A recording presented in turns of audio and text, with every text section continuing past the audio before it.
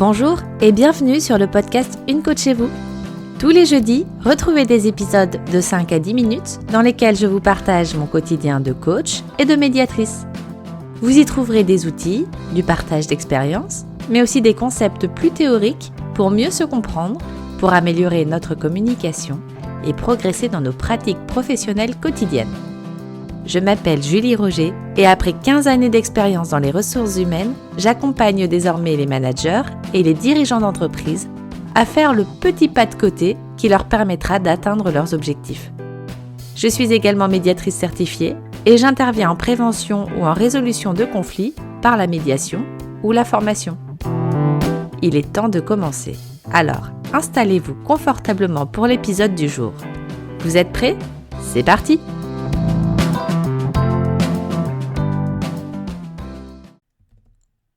Se fixer des objectifs, nous le faisons tous les jours pour de petites choses ou de grands projets. Et à force d'échanger avec mes clients sur la manière dont sont fixés leurs objectifs et des difficultés à les tenir, j'ai développé toute une méthode de questionnement basée sur la méthode SMART. Les objectifs, c'est quelque chose que nous connaissons bien dans un cadre professionnel, et pourtant, nous nous fixons tout autant d'objectifs dans nos vies personnelles. Souvent, à l'occasion du début d'un cycle, comme la nouvelle année, une date d'anniversaire, la rentrée des classes. Nous prenons ce que l'on appelle de bonnes résolutions, qui ne sont finalement rien d'autre que des objectifs. Le constat que je fais, c'est que, côté perso ou côté pro, bien souvent, on n'arrive pas à les tenir, ces objectifs. Même si on y met beaucoup d'énergie, plein de bonne volonté, on n'arrive pas à les mener à bien. Et une des raisons pour lesquelles c'est si difficile, c'est qu'on ne les a pas bien définis au départ. J'ai donc décidé de partager avec vous ma méthode de fixation des objectifs, celle que je présente lorsque j'interviens dans le cadre de formation ou d'accompagnement RH pour mes clients, mais qui est aussi parfaitement applicable, de manière un petit peu moins formelle, pour mes clients en coaching. Ce qui est assez amusant, c'est qu'en général, quand j'arrive avec comme thème « fixer des objectifs SMART » dans un groupe, la moitié des personnes en face de moi me disent « Oui, on connaît, on a vu ça pendant nos études, c'est un grand classique, on va rien apprendre de bien nouveau. » Sauf que, si je demande à ces personnes-là d'expliquer aux autres de quoi on parle, je commence à avoir des réponses moins catégoriques. Généralement, elles arrivent à se rappeler que SMART est un acronyme, que chaque lettre est là pour nous rappeler une facette de l'objectif, et qu'il faut arriver à définir l'objectif en une phrase reprenant chacune de ces facettes. Elles retrouvent à quoi correspond chaque lettre. Et d'ailleurs, on se rend compte à ce moment que tout le monde ne met même pas les mêmes mots derrière chacune de ces lettres. Et quand on en est là, ma dernière question c'est « Aujourd'hui, pour ceux qui connaissent cette méthode, pouvez-vous me dire quand vous l'avez appliquée pour la dernière fois ?» Le silence qui suit est en général assez perlant. Personne n'est réellement capable de mettre en œuvre cette méthode. La raison est assez simple. Lorsqu'elle est partagée dans les formations, quand on fait des études, ça n'est pas assez détaillé. C'est un concept théorique. On ne donne pas les outils concrets pour pouvoir la mettre en pratique. Et c'est pour ça qu'aujourd'hui, j'ai envie de vous parler de ma méthode SMART, celle que j'ai définie au fur et à mesure de mes expériences, de mes échanges avec mes clients, pour arriver à un processus simple et applicable. Comme je vous donne ma méthode complète et qu'en général il me faut au moins une demi-journée de formation pour la mener à bien, je vais vous faire 3 épisodes sur le sujet. Pendant ces 3 épisodes, on va reprendre toute la méthode pas à pas. Avant d'aller plus loin, reprenons simplement ce qu'est un objectif SMART. SMART, c'est donc un acronyme. Chaque lettre reprend ce que doit être un objectif. Comme je vous l'ai dit, la complexité peut être que chaque lettre peut changer en fonction des personnes qui vous enseignent ce concept. Pour ma part, j'ai choisi les mots suivants. S comme spécifique, M comme mesurable, A comme attrayant et acceptable, R comme réaliste et T comme temporellement défini. Ce que je vous propose, c'est de prendre un exemple et de le décortiquer pas à pas dans chacune des étapes. Je vous explique de manière détaillée les questions à vous poser avec un exemple concret pour que vous puissiez adopter cette méthode pour vos projets pro ou perso et qu'elle soit réellement activable et utilisable. Pour que ce soit bien clair, je vais vous donner un exemple, mais ce qui me paraît plus intéressant et ce qui pourrait être plus utile pour vous, c'est de réfléchir à un objectif que vous aimeriez vous fixer et que vous les définissiez en même temps que moi. Je vous propose donc de prendre de quoi noter, de vous mettre au calme et de prendre un instant pour réfléchir à cet objectif qui vous tient à cœur. Ensuite, Vous pouvez régulièrement mettre le podcast en pause pour répondre aux questions que je vous propose et essayer d'y répondre. Ça peut vous paraître un peu lourd au départ, mais vous allez vite voir qu'il n'est pas nécessaire de passer par toutes ces questions.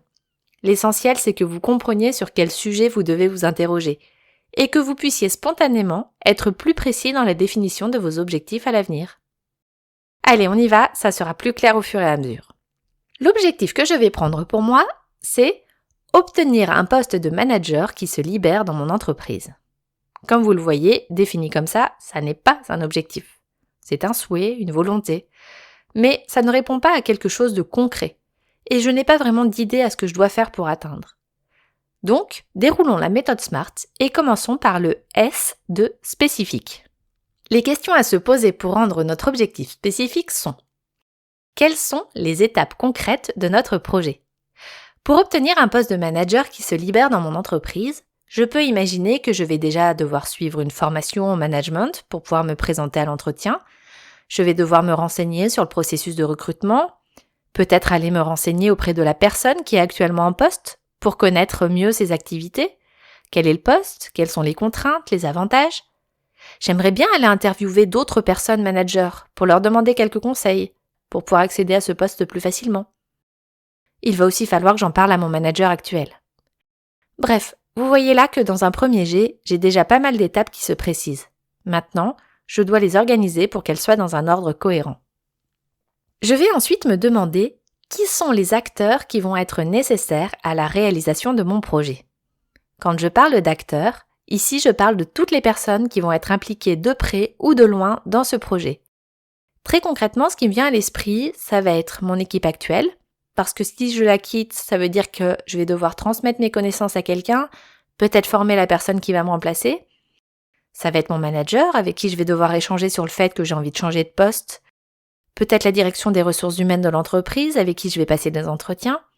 Ça va être ma famille. Changer de poste va avoir un impact sur mon entourage proche. Éventuellement des amis qui vont pouvoir me conseiller. Réfléchissez à vraiment tous les aspects et toutes les personnes qui vont pouvoir à un moment donné être concernées par la réalisation de ce projet, même si elles n'y sont pas actives. La question suivante, c'est: où est-ce que je dois concentrer mes efforts? Si aujourd'hui, pour atteindre ce poste, je dois améliorer mes compétences en management, apprendre à mieux m'organiser, peut-être que mes efforts vont devoir se consacrer à me former, ou en tout cas à prendre des renseignements sur en quoi consiste devenir manager sur ce poste. Ça pourrait être aussi très bien le fait que j'ai une organisation familiale qui ne me permet pas de dégager des plages horaires plus souples, ce qui pourrait m'être demandé dans un travail de manager cadre. Donc mes efforts pourraient porter là-dessus. On va ensuite définir quel est l'intérêt pour ma stratégie à long terme. Qu'est-ce que va m'apporter à long terme sur ma vie avoir un poste de manager? Ça peut être développer mes compétences managériales, peut-être me permettre d'accéder à un meilleur salaire, avoir la possibilité de faire du télétravail, un statut social qui me plaît, acquérir du pouvoir dans mon organisation. Mais allons encore plus loin. Peut-être qu'avoir un meilleur salaire me permettra de pouvoir accéder à l'achat d'une maison, ou que ce poste est dans une autre région, ça me permettrait de déménager à la campagne. Peut-être que ce n'est qu'une étape pour atteindre un autre poste plus important plus tard dans ma carrière. À vous de voir le plus loin possible et de définir tout ce que vous apportera la réalisation de cet objectif à long terme. Et la dernière question de la partie spécifique, c'est: quelle est la priorité de cet objectif par rapport aux autres objectifs que vous avez déjà fixés aujourd'hui? Est-ce que c'est pour vous quelque chose de prioritaire ou est-ce que vous avez d'autres objectifs qui sont plus prioritaires?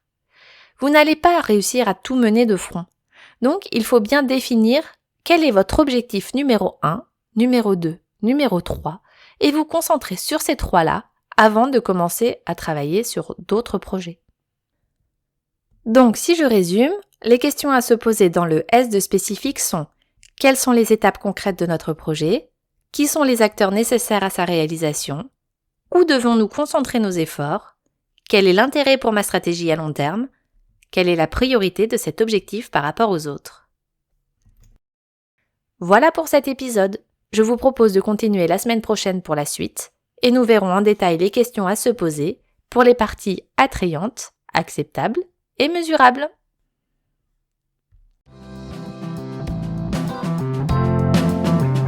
Merci d'avoir écouté cet épisode jusqu'au bout. Si vous souhaitez aller plus loin sur le sujet, on en discute en commentaire ou sur LinkedIn. Aidez-moi à faire connaître le podcast en le notant sur votre plateforme d'écoute préférée.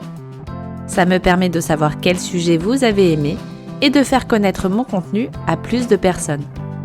Une coach chez vous, c'est aussi une newsletter tous les lundis que vous pourrez retrouver directement dans votre boîte mail.